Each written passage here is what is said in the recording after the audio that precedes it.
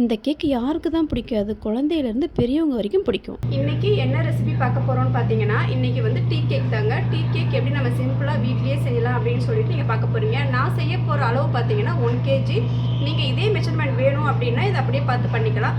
இல்லை நீங்கள் 1/2 kg தான் பண்ணுறீங்க, 1/4 kg தான் பண்ணுறீங்க அப்படின்னா நான் கொடுத்துருக்கிற மெஷர்மெண்ட்லேருந்து நீங்கள் டிவைட் பண்ணி எடுத்துக்கலாம். ஃபஸ்ட்டு பீட்ரு எடுத்து வச்சுக்கலாங்க. பீட்ரு எடுத்து வச்சுக்கணும். அப்புறம் பார்த்திங்கன்னா ட்ரேயில் பட்டர் பேப்பர் எடுத்து போட்டு வச்சுக்கணும். இப்போது பார்த்திங்கன்னா எக்குங்க 8 முட்டை எடுத்திருக்கேன். 1 kg செய்ய போகிறோம். இதுக்கு 8 முட்டையை எல்லோவும் ஒயிட்டும் செப்ரேட்டாக தனித்தனியாக பிரித்து வச்சுக்கலாம். ஒயிட்டில் பார்த்திங்கன்னா எல்லோ கொஞ்சம் கூட மிக்ஸ் ஆகக்கூடாது. எப்பயுமே பீட்ரை பார்த்திங்கன்னா அந்த பவுலில் வச்சதுக்கப்புறம் ஃபஸ்ட்டு ஸ்பீடில் வச்சு ஸ்டார்ட் பண்ணுங்கள். எடுத்தோன்னு ஹை ஸ்பீடு வைக்கக்கூடாது. அதே மாதிரி பீட்ரு ஆன் பண்ணதுக்கப்புறமும் நீங்கள் கொண்டு போய் எக்கில் வைக்கக்கூடாது. நீங்கள் ஸ்டார்ட் பண்ணதுக்கப்புறம் ஒரு 5 மினிட்ஸ்லேயே பார்த்திங்கன்னா எக் இந்தளவுக்கு ஃபுல்லாக பீட் ஆகி வரும். இதுக்கப்புறம் நம்ம எடுத்து வச்சுருக்கிற சுகரை அதை 2-3 பாகமாக பிரித்து இதில் ஆட் பண்ணி நீங்கள் ஃபுல்லாக பீட் பண்ணி எடுத்துக்கோங்க.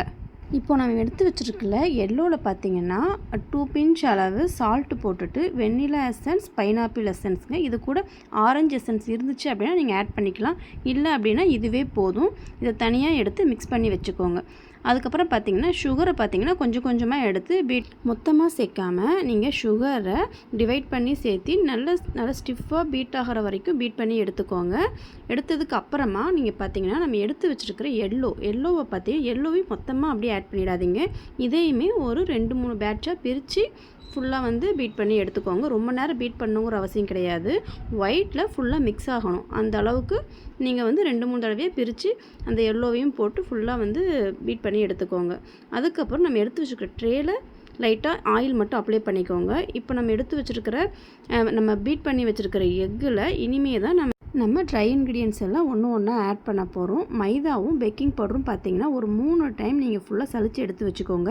எடுத்து வச்சதுக்கப்புறம் நம்ம எடுத்து வச்சுருக்கிற எக்கில் நம்ம வச்சுருக்கிற மைதாவை ஒரு 4-5 பார்ட்டாக பிரித்து கொஞ்சம் கொஞ்சமாக ஆட் பண்ணுங்கள். மொத்தமாக ஆட் பண்ணிங்கன்னா ஃபுல்லாக போய் மாவெல்லாம் பார்த்திங்கன்னா ஃபுல்லாக வந்து அங்கங்கே கட்டி கட்டி ஆகிடும். ஸோ அதனால் கொஞ்சமாக போடுங்க. ஃபஸ்ட்டு மாவு போட்டதுக்கு அப்புறமா பார்த்திங்கன்னா கொஞ்சம் மில்க்கு, கொஞ்சம் ஆயில் இந்த மாதிரி வந்து மாற்றி மாற்றி கொஞ்சம் மிக்ஸ் பண்ணிங்கன்னா அதோட பதம் வந்து கரெக்டாக வரும். ஃபுல்லாக ரொம்ப கெட்டியாக ஆகாமல் நமக்கு அப்போ தான் பேட்ரு பார்த்திங்கன்னா நல்லா கொஞ்சம் லூஸாக கிடைக்கும். இல்லைன்னா பார்த்திங்கன்னா ஃபுல்லாக கெட்டி ஆகிடும். ஸோ நம்ம எப்பப்பெல்லாம் வந்து அந்த ட்ரை இன்க்ரீடியன்ஸ் போடுறோமோ அப்போல்லாம் கொஞ்சம் மில்க்கும் ஆயிலும் வந்து சேர்த்து அப்பப்போ மிக்ஸ் பண்ணிக்கலாம். அப்புறம் பார்த்திங்கன்னா மில்க் பவுடரை நான் வந்து மைதா கூடையே பார்த்திங்கன்னா சலித்து எடுத்துருக்கணும். பட் நான் கேமரா செட் பண்ணுற அந்த மைண்ட் செட்டில் இருந்ததுனால மறந்துட்டேன். ஸோ அதனால் தனியாக வந்து மில்க் பவுடரை நான் ஆட் பண்ணிக்கிறேன். நீங்கள் வந்து ஆட் பண்ணுறப்போ மைதா, பேக்கிங் பவுடர் கூடவே மில்க் பவுடர் இது 3யுமே ஒன்றாவே நீங்கள் சலித்து எடுத்துக்கலாம். அதே பார்த்திங்கன்னா நம்ம வந்து ஓவர் மிக்சிங்கும் பண்ணக்கூடாதுங்க. நீங்கள் வந்து ஸ்பேச்சுலா வச்சு மிக்ஸ் பண்ணுங்கள். ஸ்பேச்சுலா வச்சு மிக்ஸ் பண்ணுறப்போ கொஞ்சம் உங்களுக்கு கஷ்டமாக தெரிஞ்சுதுன்னா விஸ்க் யூஸ் பண்ணிக்கோங்க. கட் அண்ட் ஃபோல்ட் மெத்தடில் யூஸ் பண்ணுங்கள். உள்ளே வந்து நம்ம போட்டிருக்கிற மைதா, பேக்கிங் பவுடர், இந்த பால் பவுடர் எல்லாமே அங்கங்கே திரியே இருக்கான்னு பார்த்து கரெக்டாக நீங்கள் மிக்ஸ் பண்ணால் தான் பேக் ஆகி வரும்போது நமக்கு ஈக்குவலாக கிடைக்கும். இல்லை பார்த்திங்கன்னா அங்கங்கே பார்த்திங்கன்னா சரியாக வந்து பேக் ஆகாமல் மாவு மாதிரி இருக்கும். ஸோ நம்ம எந்த அளவுக்கு பீட் பண்ணுறதுல முக்கியமாக நம்ம ஒர்க் பண்ணுறோமோ அதே மாதிரி நம்ம வந்து ட்ரை இன்க்ரீடியன்ஸ் போடுறதுலையுமே அதை மிக்ஸ் பண்ணுறதுலையுமே ரொம்ப கவனமாக மிக்ஸ் பண்ணோம் அப்படின்னா தான் டீ கேக் வந்து நம்ம கரெக்டாக கிடைக்கும். இப்போது நான் எடுத்து வச்சுருக்கிற ட்ரை இன்க்ரீடியன்ஸ் எல்லாமே பார்த்திங்கன்னா கொஞ்சம் கொஞ்சமாக மிக்ஸ் பண்ணி நான் பேட்டர் ரெடி பண்ணிக்கிறேன். இதோட மெஷர்மெண்ட் எல்லாமே டிஸ்கிரிப்ஷனில் கொடுத்துருக்கேன். கண்டிப்பாக செக் பண்ணி பாருங்கள். நான் லாஸ்ட் வீடியோவில் சொல்லியிருந்தேன் உங்களுக்கு வந்து ஸ்பாஞ்ச் மட்டும் எப்படி செய்கிறதுன்னு பார்க்கலாம். வெண்ணிலா ஸ்பாஞ்ச், அதாவது நம்ம பர்த்டேக்கு செய்கிறோம் இல்லைங்களா, வெண்ணிலா cake, strawberry cake, pineapple cake எந்த கேக்காக இருந்தாலும் அதுக்கு பேஸ் பார்த்திங்கன்னா வெண்ணிலா ஸ்பாஞ்சு தான் பண்ணுவோம். ஸோ நம்ம ஸ்பாஞ்ச் மட்டும் எப்படி செய்கிறோங்கிறத போடுறேன்னு சொல்லியிருந்தேன். அதுக்கு முன்னாடி எனக்கு டீ கேக் செய்கிற ஒர்க் வந்ததுனால சரி ஓகே நம்ம இதை எடுத்து போட்டுருவோம்னு சொல்லிவிட்டு இப்போ இதை எடுத்து உங்களுக்கு போட்டிருக்கேன்.